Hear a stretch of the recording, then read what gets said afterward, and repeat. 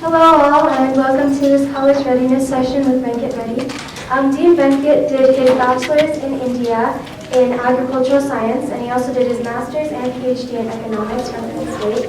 He's been faculty and a board member and dean in the University of Colorado Springs for about 30 years, prior to taking over for the role of Chancellor in 2017. So please give a warm welcome to Venkat Reddy, Chancellor of the University of Colorado. Are you okay if I take my mask off? Sure. It's harder to hear otherwise. Well, thank you.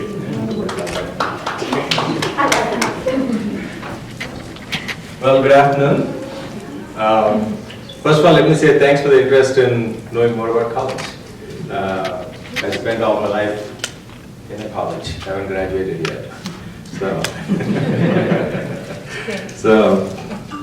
Tell me how many of you are pretty much ready to go to college right now? Like in high school, how many high school students? Okay. Any leadership? Yes. Yeah, this is a very difficult decision, but let me kind of quickly give the background so that might kind of give you ideas as how to think about things. So I came to the US back in '84, long time ago. And during those times, we didn't have computers. So you have no idea what you're supposed to do. So I did my undergrad in agriculture and applied to the top 10 schools in agricultural economics. So as I tell my story, I'll also tell you what you should be thinking about for college, right? So if you already have a subject in mind, that's really the most important thing. If you don't know about it, don't worry about it. If you don't know what you want to do, it's not a big deal, trust me, okay? But if you do know what you want to do, then the first thing you want to do is look at colleges that are really good at it. Right now you have so much information, right? You have the US News, top 10 schools, this, that, right? So you can look at, so focus on the subject first. The subject you're interested in and which schools are really good at it. Because if you want to do just brand name, you can pick Stanford and Harvard and say, I don't care what I do, I'm just going to go there. And the beauty of those schools is no matter what you do there, you're still a graduate of that school. But it doesn't work out for everyone. So let's kind of think about the subject that you're interested in. So I wanted to do agricultural economics when I left India. And I looked at the top 10 school in ag economics, and Penn State was one of the top 10. In those days, it took 2 weeks for the letter to come here, and if they instantly respond, 2 weeks to come back. So 1 month turnaround. You're all very, very fortunate. You can do that in a couple of minutes on your laptops or computers, right? It was tough. One of the things you have to be is make sure you're very persistent. Whatever you do, you have to put all your mind and effort into that, right? That's not something that your parents can help a lot with. So I'll talk to the students, and by the way, parents, your role is really important in this too. Because Indian parents typically, I told Ramya this, have 2 professions in mind, that's it. Either you go to medical school or become an engineer. There's really no third option. In fact, I'm actually a failure according to the Indian system. Right? I didn't do medicine, nor did I do engineering. So, you have to first think about, I mean, parents also have to think about this. If that's what you want to do, have a good conversation with your kid. But I heard your community is much more open than the Andhra community, which is a good thing. Because the Andhra community is pretty focused on that. Right? They want to do medicine or engineering, that's it. So that was really good news, Ramya, that you shared with me, that you guys are more open. Because I think students lose a lot when parents make up their mind. Because they just don't know. They're pursuing your dreams, not theirs. So keep that in mind as you encourage your kids. You can always encourage them to get good at math and science, for sure. Those will always be helpful whether they pursue that or not. So once I applied, I came to the US, and fortunately I'll tell you a lot of the story of it, but I got a scholarship when I went to Penn State. And then I took a class in agricultural marketing. And they actually taught forward markets in there. Don't worry about what that means right now. That means you will be, it's about determining a price into the future, what price a product should sell.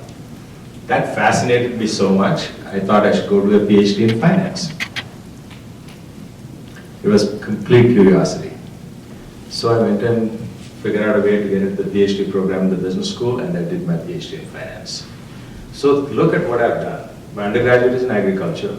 By the way, I missed the medical school by a couple of points. That was the problem. So I was going towards the medical school. And I got very frustrated because Indian system, parents, you know it, can be pretty frustrating to navigate. So I was too hard-blooded to continue. But it probably worked out for the better. And what I did is I did agriculture and then switched to agricultural economics. So that's one switch. Then I switched to finance, which is completely independent of anything else. What that should tell you is, even if you think you made a mistake in your major, it's not the end of the world. You can do an undergrad in one area and do a master's in a different area if you want, if you're pursuing it. So be very open to your own thought process.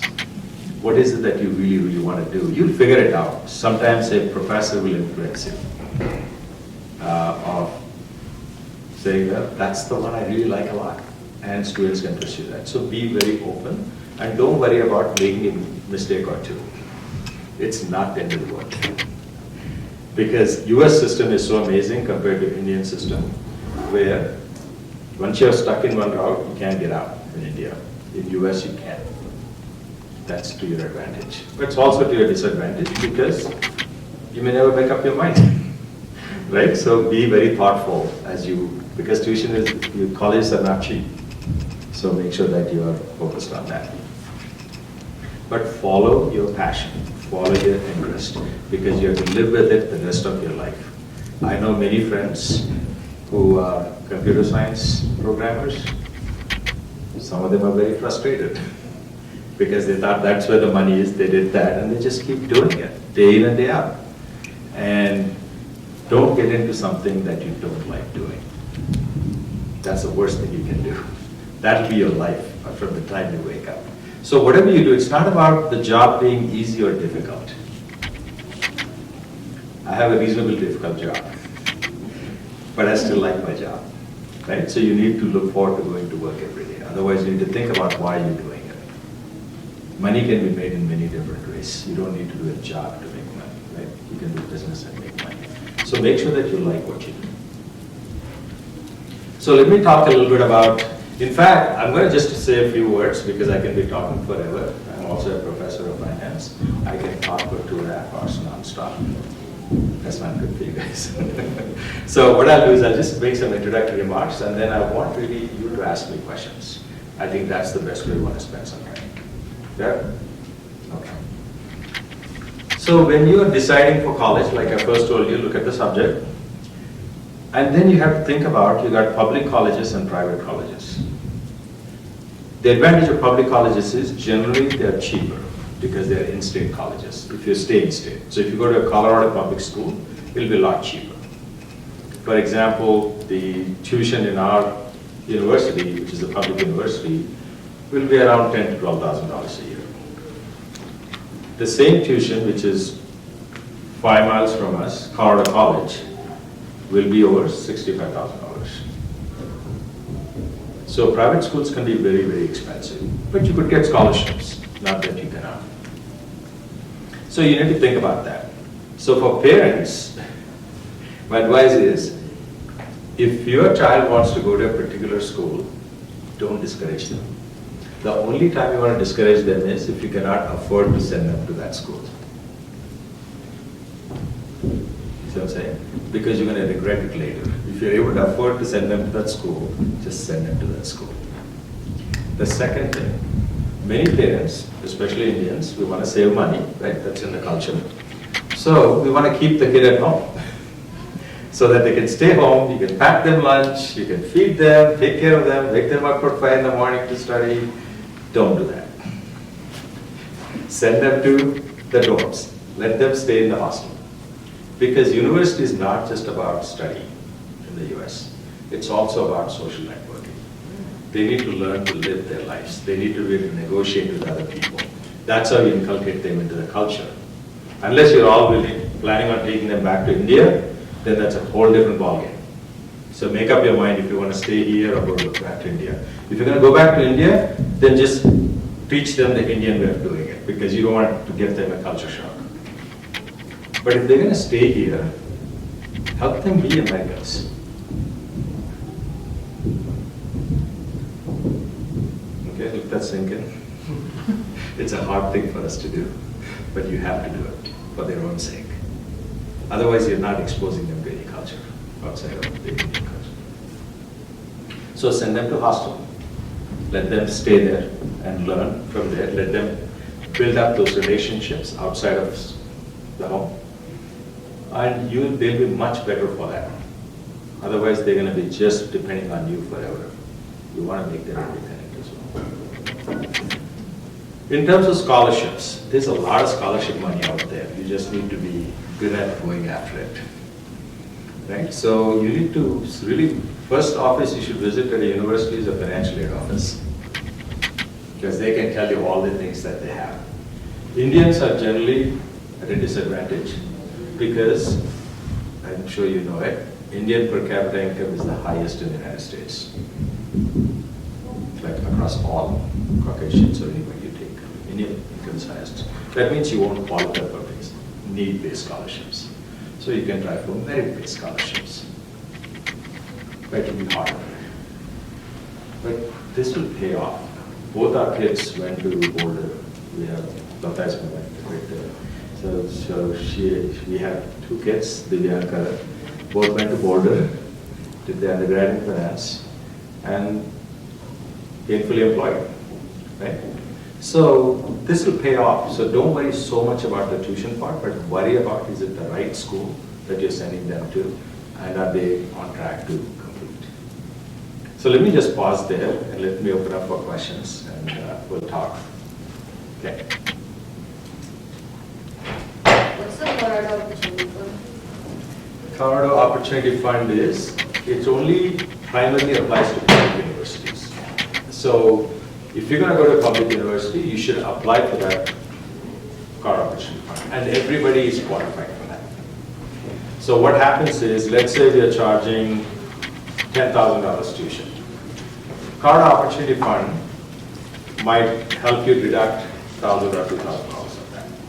So it's more like, but you have to apply. The university doesn't get the choice.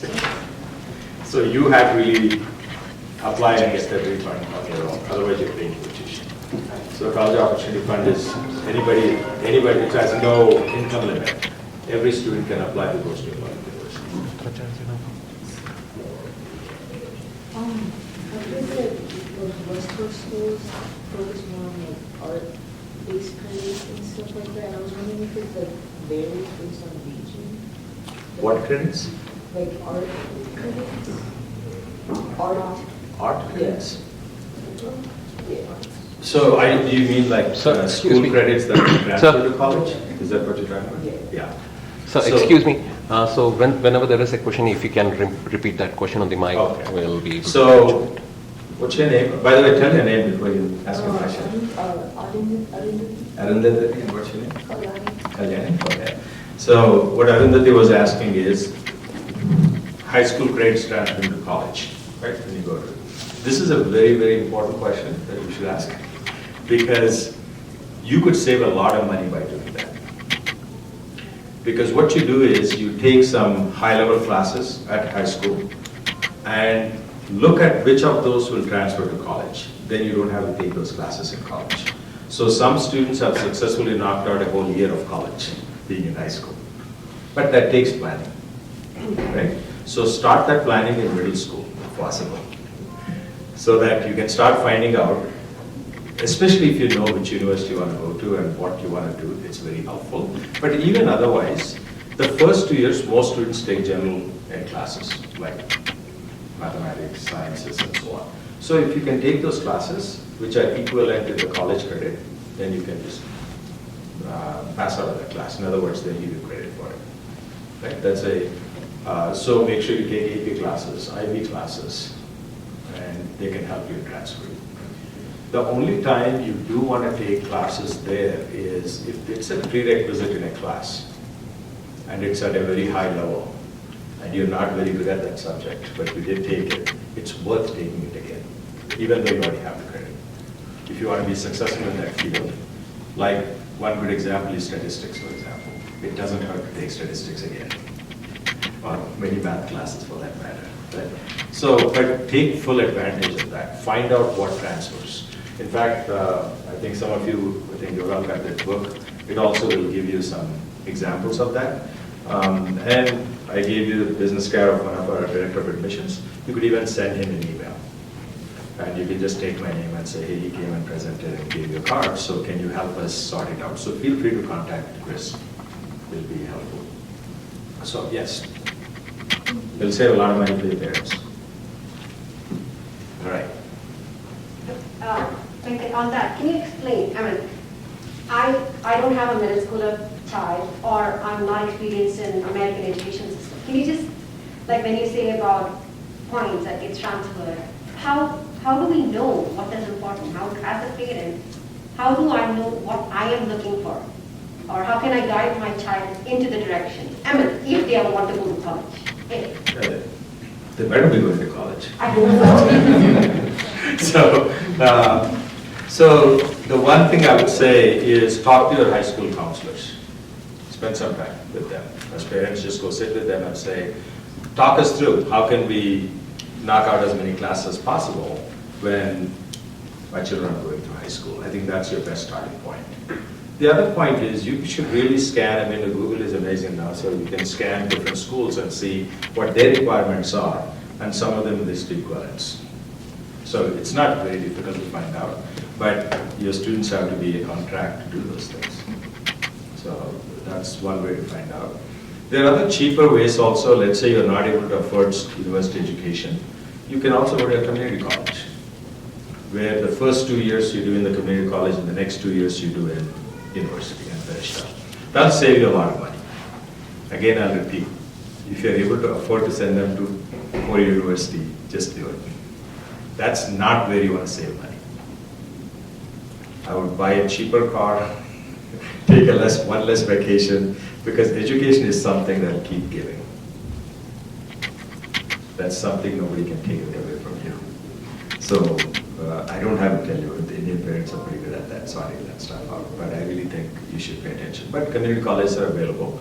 And sometimes high school students are allowed to take community college classes, or even university classes. You should also look into those. There are pre-collegiate programs. There are all kinds of programs. It's a matter of making sure that you focus and learn more about them and then take full advantage of them. On regard to that, like that's a concurrent enrollment for high schoolers, right?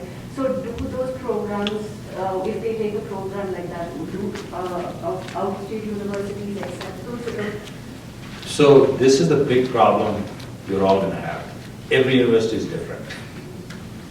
So they'll get picky. So the best way, anytime you do anything, it's so bad that if you take one class in one university, the other university may not even transfer that class. An example is if you do an MBA, they'll take maybe up to 12 credit hours or something. If you do an MBA at a different school and you didn't finish, they won't let you transfer. So there's lots of clauses, so it's always good to find out. Don't assume it.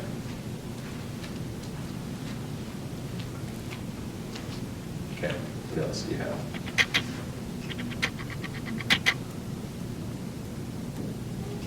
Anil, on the investment side, this college invest fund, is that a good idea, or from the Indian context, from all the income aspect, does it have a negative or downside when colleges are looking for the one-day for certain students? No, I think private schools might make a difference, but public schools will not.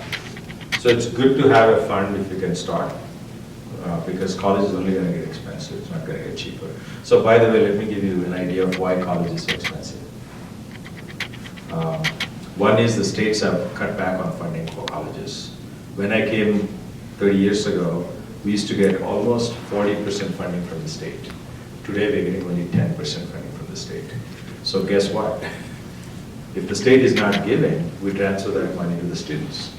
Even though we're working hard to contain our costs, it gets transferred to the students. That's why the student tuition is going up so much. in many places, right? If you go to Florida, it's not cheaper, because Florida is still funding really well for universities. That is, you're a resident of Florida, you'll pay a lot less tuition. So Colorado, you pay higher tuition. So that's the reason it's good to start a fund, hoping that your student will go to college. Otherwise, I think you still can pay a penalty and get out of it. I think you pay like a 10% penalty and then you can take it out, but I think it's a good idea. In the same way later on. So the second reason, I'll give you a few reasons why tuition is so expensive. One is states have cut back on funding. Second reason is the students, when they go to a campus, they don't ask how many Nobel laureates are in this campus. They're going to ask, where do I live? How do the dorms look? Right? How are the dining facilities? How does the gym look? How do the buildings look? Are they looking new or old? So what happens is you may not realize, but you're also making the university more expensive, because we have to invest more in the buildings and all the upkeep so that your kids will come to our college. So without even realizing, you have really increased the costs on us. Because if you look at the facilities, I mean, if you should go see Boulder facilities, right? Unbelievable. They have a buffalo-shaped swimming pool that they built, right? They invested heavily in the football programs because students want these things. So I think all that combination has really cost us. It's not like professors' pay has gone up dramatically. It's just the building and maintaining campus has gone up. How many have been to Colorado Springs, UCCS campus? Anybody? Okay, a couple of you. So, yes. But next time you go to Colorado Springs, just go to the campus. It's an absolutely beautiful campus, sitting on top of a hill overlooking Pikes Peak from there. It's a beautiful campus, so you should definitely go take a look at it as one of the choices. So University of Colorado has 4 campuses: Boulder, Denver, Colorado Springs, and the Anschutz Medical Campus. That's one system. Then there's a Colorado State University, which is in Fort Collins and Pueblo. Obviously, University of Colorado is better than CSU, right? So, a little bias there. But if you look at the 4 schools, Boulder is a big school, like 36,000 students. So this is another thing you want to think about as a student. What's your nature? Are you an introvert? Are you an extrovert? Are you one of those people who joins a club as soon as you land in a school, a student club? Or you just make friends? Do you like going to football games, basketball games? So if you're one of those extroverts, look at Boulder. Because that gives you all kinds of big choices.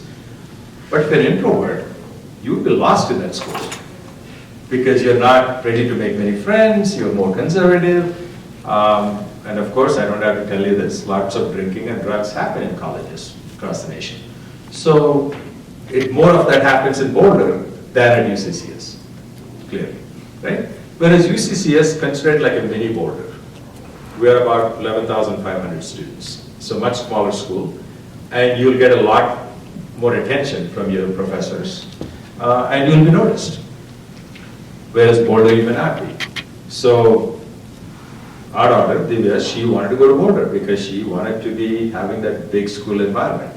Our son didn't want to, but he always followed his sister, so he went to Boulder too. Right? So that also happens. But he was always talking about going to a smaller school.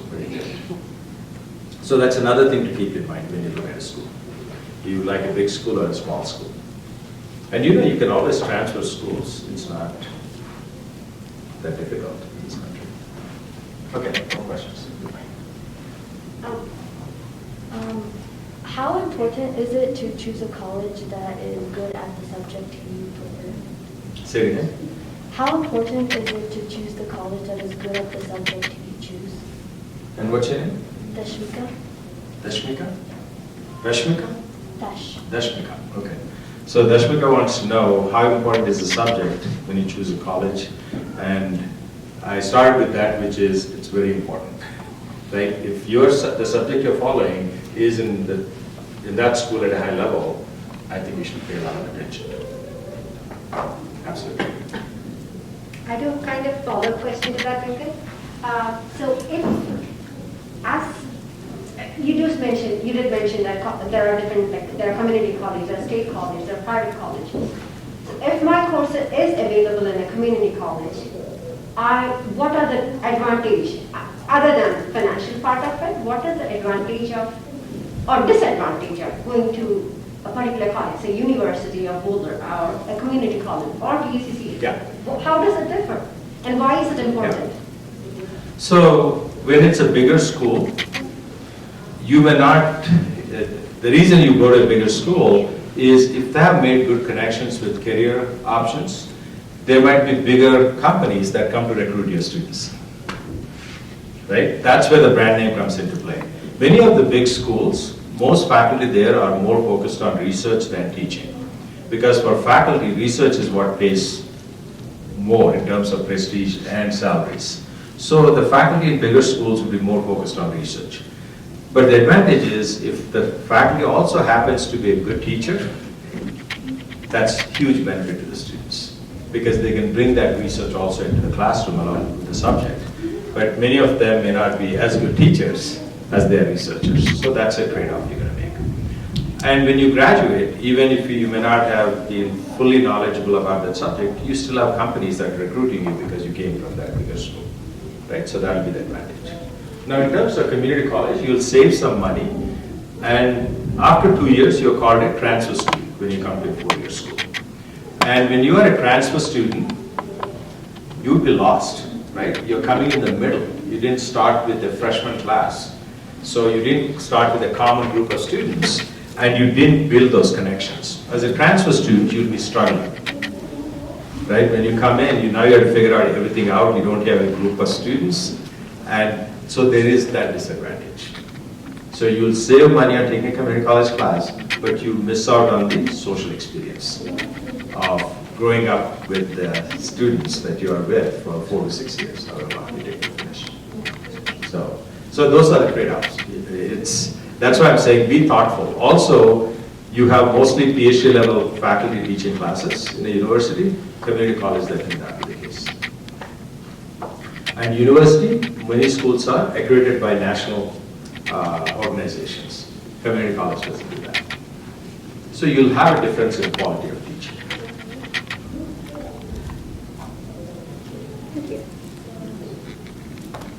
So I heard that it's not worth to buy textbooks for subjects from the college because it's way too expensive, and it's like you can get it for cheaper elsewhere. Is that true? And if it is, are there like, do you have any resources for other places you can get textbooks from? There are lots of channels there, tons of them. So yeah, you don't have to buy it, but nowadays, right, because of the internet, everybody has become competitive. Like our bookstore will sell the same price as maybe Amazon. Okay.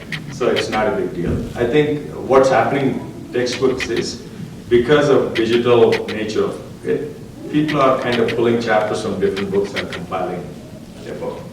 So there's a lot of free educational resources are out there where they do the books. But generally, I would say make sure to buy a book even if it's expensive. I think it's really important to have a textbook as a backup during this study. Like I said, I mean, there are places where you should be careful about spending money, like buying a Starbucks for $5 every day. Good point. What's that? If it's a latte, good point. Right? We have no hesitation in spending $5 for coffee every day, but if you have to struggle to buy a textbook, I think that's not a good trade-off. So the university is usually specify textbooks or give a syllabus and then give a set of reference books. What do they usually do? They'll refer you textbooks. Specific. Yeah, specific textbooks. Absolutely. Sometimes the professors write those books too, so, but it's rare. But they will recommend textbooks and the bookstore will carry those specific books. But once you know which book it is, you can always shop around and get the best deal you can. So I have a question. My daughter is in college. She goes to Mines, and she's doing engineering and proposed to do computer science. So I didn't force her into any of those fields. It's her choice. To follow his sister's footsteps, same school, everything. So I want to know, what are his other options for doing engineering? Is it the best school, or, is CU Boulder better? So let's pick a subject. Let's say he wants to do aerospace engineering. Hands down, go to Boulder. Right? Boulder has a fantastic program. In fact, we'll be starting in aerospace engineering this coming fall at our campus, right? So you need to go to a place where, again, goes back to where the subject is very good. Because School of Mines is a great school.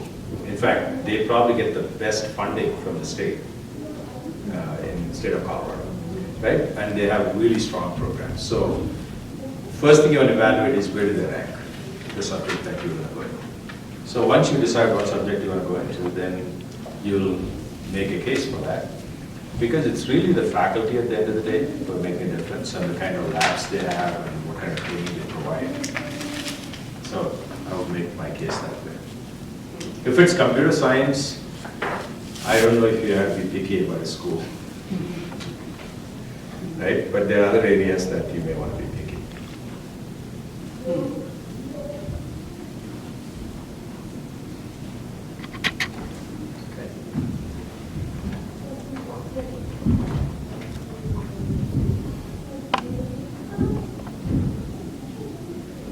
Done? No more questions?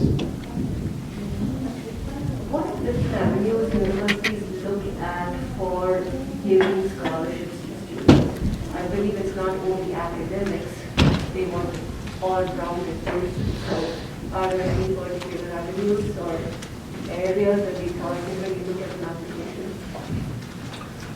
So the question is, what do universities look for when they give scholarship? And that also varies by school, right? Some schools require you to write an essay. So in the essay, they could determine, oh, this student is really strong, and they might pull that student in and send you a scholarship offer. So it could be any number of things, but there are some basic things like need-based and merit-based scholarships.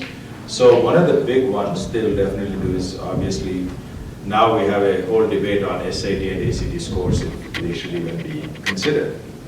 But they're still important indicators. The most important indicator is the grade point average.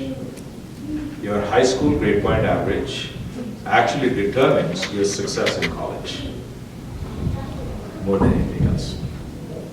So if you are a C student versus a B student, the research has shown clearly that the B student is going to more likely succeed in college, when they go to college, than a C student. So I would focus on grade point average a lot, because the research is already out. So when the schools are looking at it, they're going to put a lot of weight on it. Do you have a question? No. Okay. About SAT and ACT scores, these days many universities are relaxing those ones. So now from that point, if you don't take SATs, what's the criteria, selection criteria from each of those schools? So that's why I said, I think a lot of schools have moved towards GPA because they figured out GPA is a better determinant of success in college than the SAT ACT scores. I think recently MIT said they're going to start requiring again. Okay. But I don't think every school will do that. Part of the reason they relaxed it is more to attract minority students, because they felt if you do SAT, ACT, you also heard about lawsuits against Harvard, where the Chinese student group said Harvard is discriminating against them and not giving them admission. So universities are struggling, because if a university purely goes on merit, there'll be nobody other than Asian students in the universities. Right? By the way, I feel bad for all of you guys. I still remember, I'll tell you a little story. So this was, my son was in middle school. So he comes home and he's not happy because he got a D in something. And I said, because neither Lata or I ever put pressure on our kids to perform at this. So we said, do the best you can. And when you need help, we're here to help you. So I said, don't worry about it. Did you do your best? He said, yeah, I did. Okay, that's it. Don't worry about it. Just keep focusing on other subjects. So he goes, Dad, you don't understand. It's not you I'm worried about. it's my teachers. The teachers have high expectations if you're an Indian kid or a Chinese kid. And then I got peer pressure on top of that. So I really feel for you guys because you just don't have a choice. So, yeah. Oh. So, but I feel for you, okay? So I do know that. And it was funny when you said that. I said, okay, we're not putting pressure on you, so just chill out. But it is tough. But the point is, if it's purely merit, I think most students will be out of college. So what they did instead is they took ACT, SAT off. That way, they can actually determine we'll take so many percentage of minority students or even Caucasian students. You're seeing that even in companies, right? Many of you, I'm sure, are in IT. If you look at your companies, I think Caucasians are probably minority in those companies. So I think they're trying to figure out a way to balance it. Yeah. How can you show you're a well-rounded student? Pardon? How can you show you're a well-rounded student? So you have to participate in lots of things, right? I mean, in a way, again, I'll go back, I'll kind of compare and contrast the culture. When I grew up, all my dad wanted me to do is study, study, study. That's it, right? Unfortunately, in India, we don't focus on that all-roundedness. I wish that Indian parents basically said, hey, I also want you to be fit, physically, not just mentally. We focus more fitness on mental rather than physical. So I would take advantage of that, trying to be an all-round student, which would be competing in competitions or being really good at sports. Those are all good things to do, rather than just studying. I think studying has a place, but make sure you make time for other things, participating in clubs, right? Or doing activities that are good for sustainability, for example, or helping in any kind of movement of diversity, right? Or you could be offering classes. Let's say you're really good at math. Maybe help students who are weak in your class. So giving is always a good thing, right? So I would just do all kinds of things so that you not only feel good about yourself, but you're also making a difference. So let's say you're planning on going to like a pre-med or pre-dental track, so you have to get into like a 4-year med school or dental school. Is it better to go to a better university to get more of a chance to get into dental school, or would it be better to maybe go to a less expensive university to save money, but then you have not a chance to get into? That's not true. I mean, students can, I think it's more important, even in pre-med, when you go into med school, they're still looking at lots of things. How are you an overall student? So I don't think the school itself is the big deal, because what's the limit? Which school are you going to go to at the end of the day so that you can get selected, right? So on an average, like Anshu's medical campus, I was talking to the Chancellor there, and he said they get about 30,000 applications for what, 1,200 seats or something. I mean, think about it. So what school are you going to go to do? Beat those odds. So you just take classes at whichever university you go and do really well in those.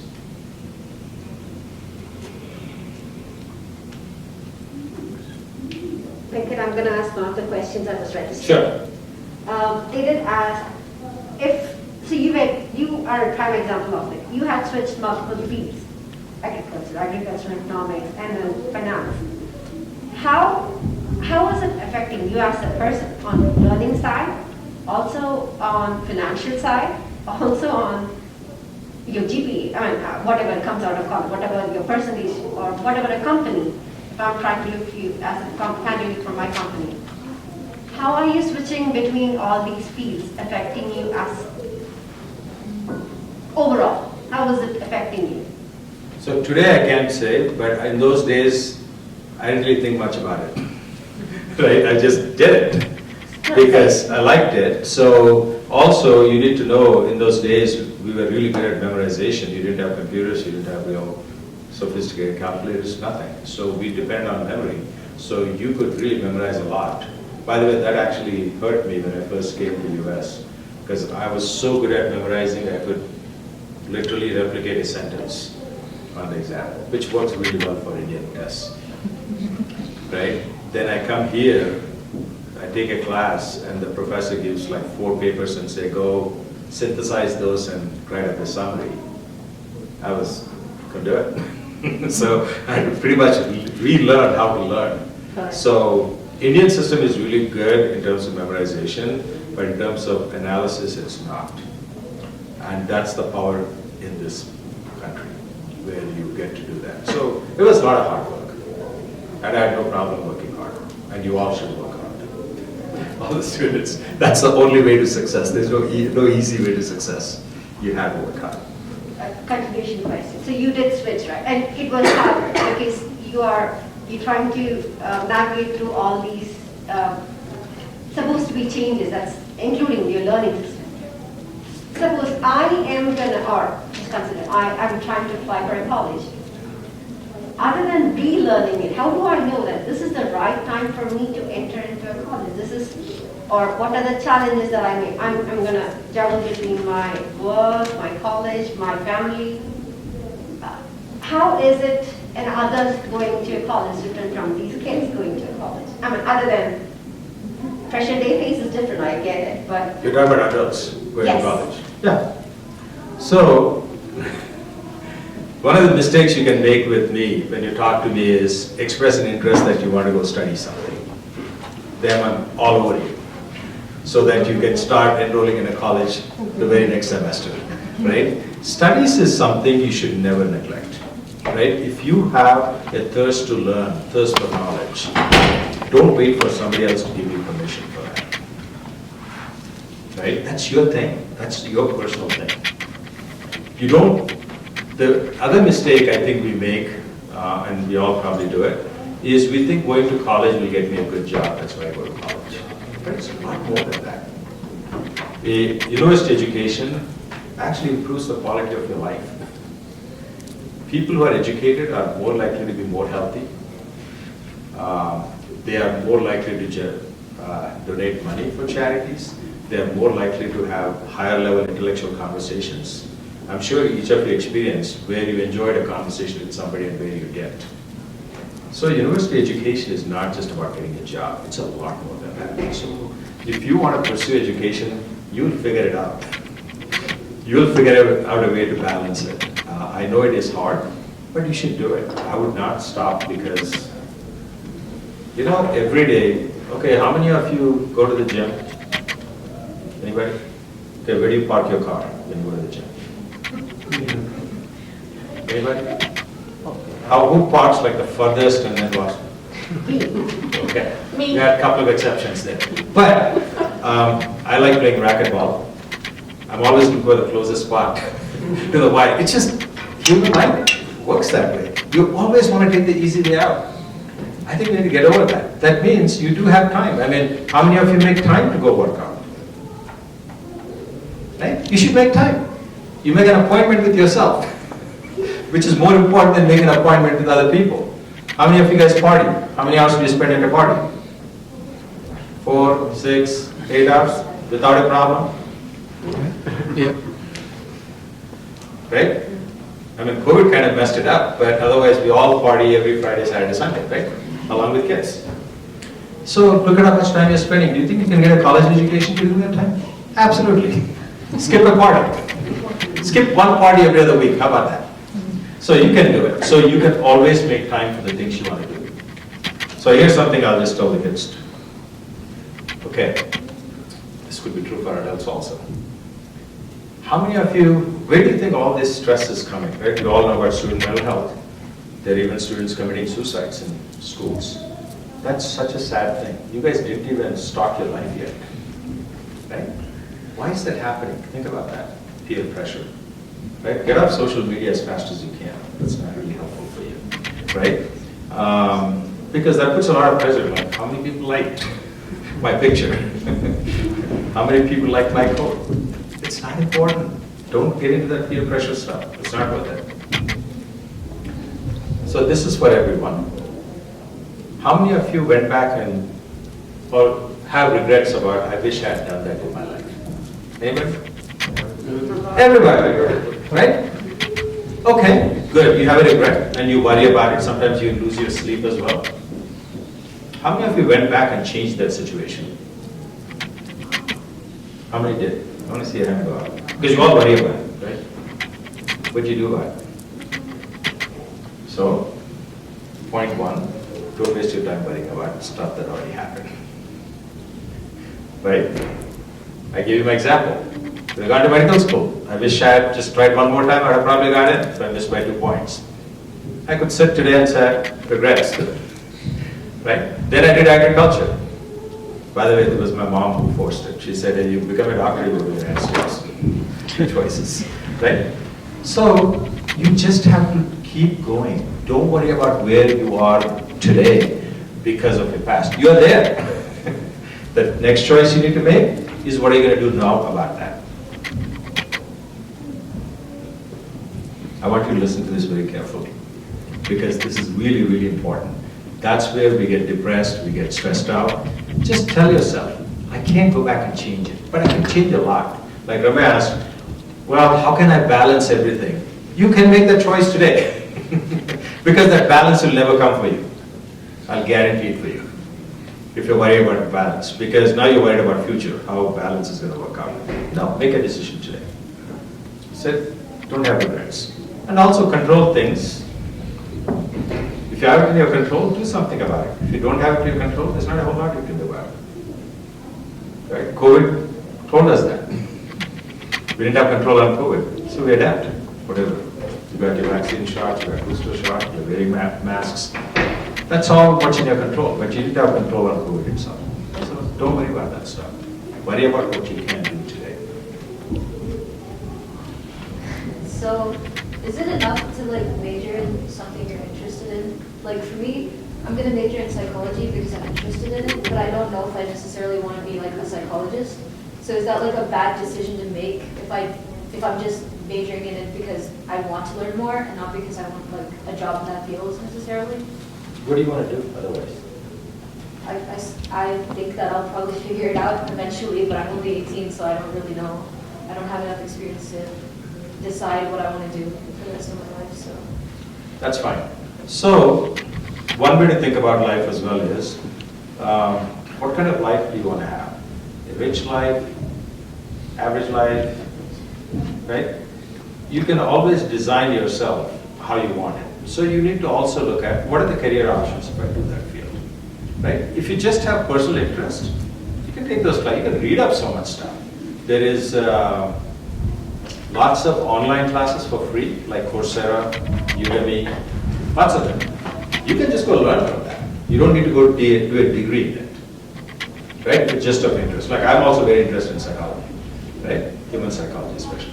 So you can always read up on that stuff.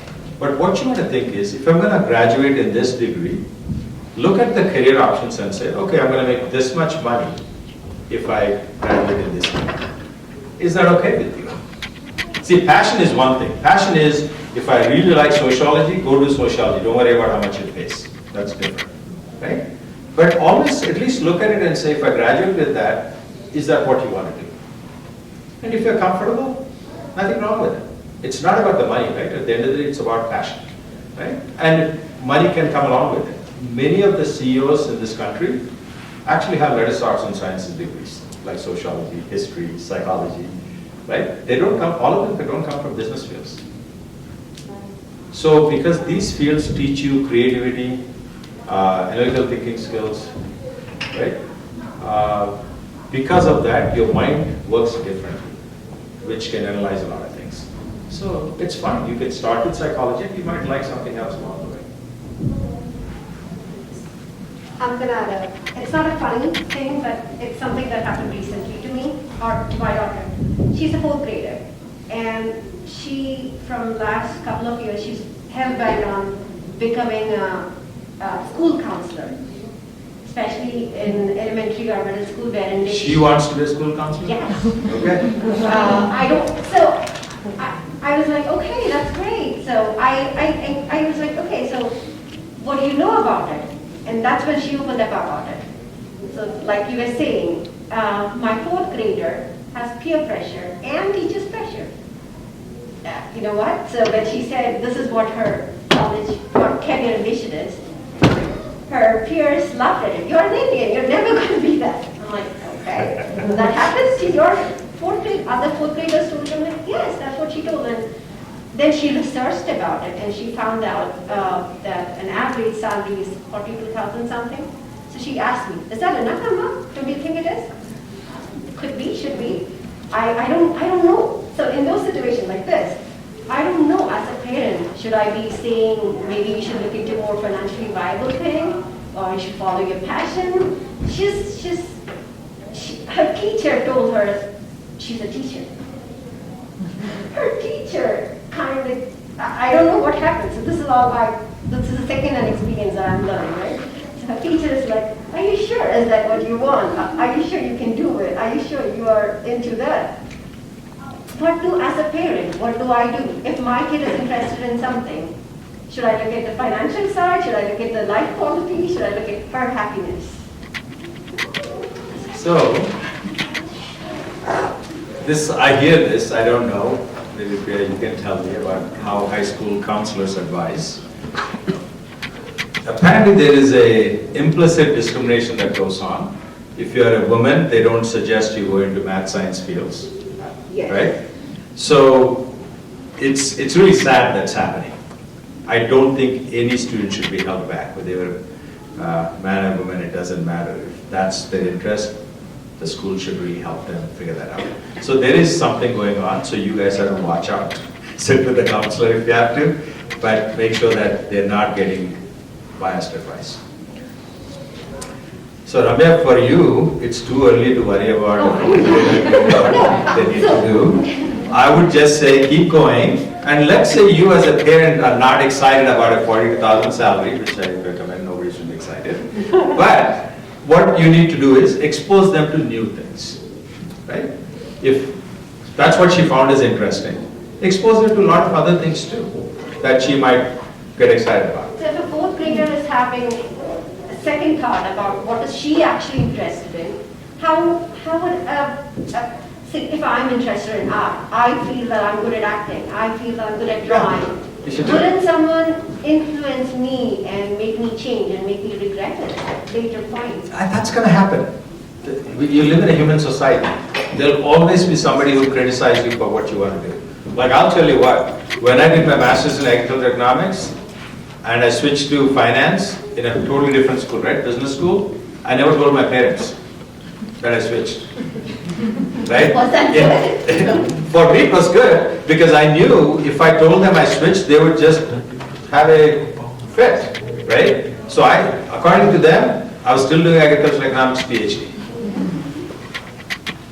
Right? I mean, even when I was 22, I think, when I came to this country. So I knew that they would be very upset if I told them that. So after I finished my PhD, then I told them. And that was not much of a discussion at that point. Right? So I think you still have to protect yourself, but you live in a society. You just have to deal with it. You don't have much of a choice there. But you can I think the most important thing parents can do for their children is keep building their self-confidence all the time.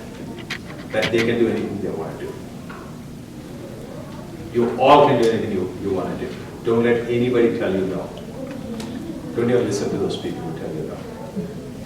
Because you are capable of it. You have the gift of being born in an Indian family because you, by default, are getting that pursuit of knowledge that you're going to study, you're going to go to college and so on, which doesn't happen in all families, right?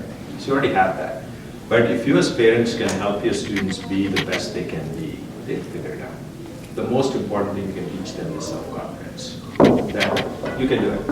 And we'll figure out a way for you to get it done. I think that can lead to a lot of things because a lot of jobs that have not even been invented yet. What are you preparing them for? Right? The jobs that are coming out. I mean, many of you probably are seeing when you switched your careers, switched into things like, I don't know all the languages. By the way, I almost went into computer science. I took a Fortran class, I took a basic class before coming to the US. And my visualization was, I cannot see myself sitting in a cubicle and programming. That visualization set me up to go away to other fields. Right? So you need to figure out, there's nothing wrong with it. If you're comfortable with it, that's great. But for me, it was not. But you need to give your children that opportunity to figure out and know that and have faith in them that they can do it. That's the most important thing parents can do. Because we just criticize. It's not going to get you, it just takes their self-confidence away. Give them that boost and say, you can do it. And help them, you participate along with them. Like, don't tell them to study and you watch TV, right? If you really want them to study, you take a book and sit with them. And say, you do your thing, I'll do my thing. So I think we also have to make some adjustments to help them be successful. What's that?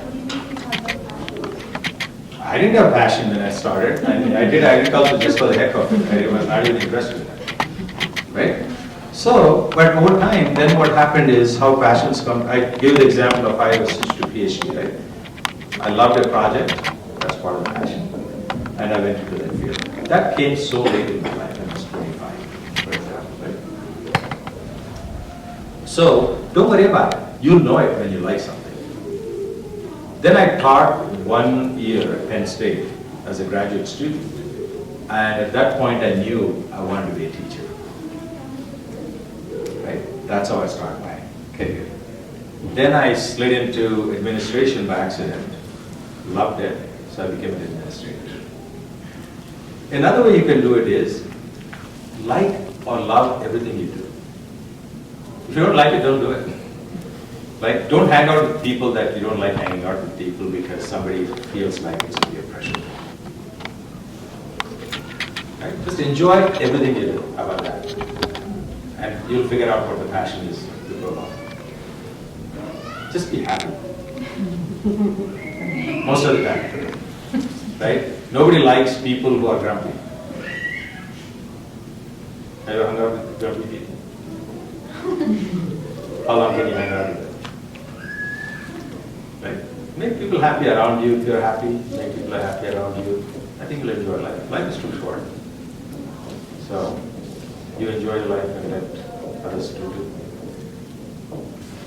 So is there a course that is like a first step course that can be taken by, like if you don't have a passion, is there a general course? Like, if you take an example of India, if you don't have a specific choice, we go for a UVA, something like very basic course which has all first year subjects and then on you can go. Is there something like that in here? It's harder, man, because US universities, your choices are so many, it's kind of tough for students too. Right? In some ways, coming back whole circle, maybe that's why Indian system is easy because you got 2 tracks, you drop them in the track and you're done. Because then you know they'll have an income generated and they can live their lives, right? That's an easy path. And US path is much harder, but it also kind of allows you to grow. That's why I focus on the basics, like make sure that you make them as strong individuals. They'll figure it out. And if they're losing their way, be there and kind of guide them along and saying, Louis, do you want to do this or let's do that? It's hard. You cannot just simplify it that easily. And how do I coax someone who is a teenager, an 18, 19-year-old kid is not someone who we can convince, who we can make a fun conversation with. I mean, other than that it is a funny subject, but if it is a serious subject, we cannot try to convince them, right? These people have their ideas preset, notions. That's one thing. I mean, I guess it's applicable for us as a student and as a parent. As a parent, I have a notion that my kid should be successful. No option.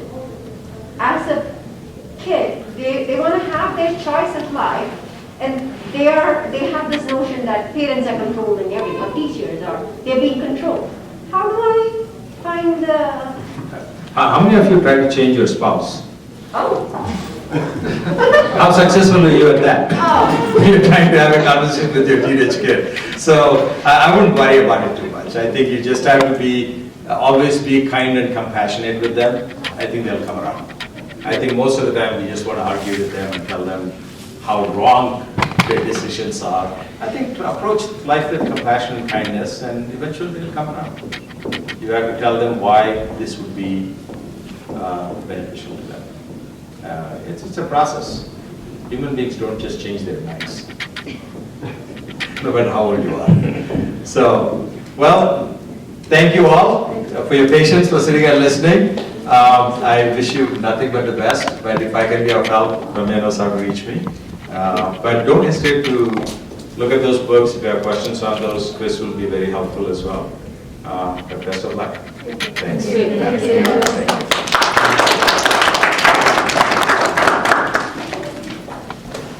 Thank you everyone for coming. Thank you for all the questions. Thank you for keeping him and us entertained. I hope the session has been useful to you all. Made some sense on something complicated, something funny. Yeah, just like how Venkat said, let's all have a clearer path in life and let's lead it with kindness and compassion. Have fun, guys. Thank you so before much, you go, Venkat. I think this one, yeah. So go check this out, mycoloradojourney.com. So that'll give you some ideas of how to navigate these things and so on. I think that's a good website for our students. All right. Thank you, Venkat. I really appreciate this. It's been really fun. And I like the questions and I like how you take on it. Sorry for pestering you, but Let me see. Am I trying to change it? No. So I actually love it when people are inquisitive and they want to know more, and you love to learn. So I think that's a good thing. So, absolutely, completely my pleasure. So, do you have another class with Ramya right now? Or?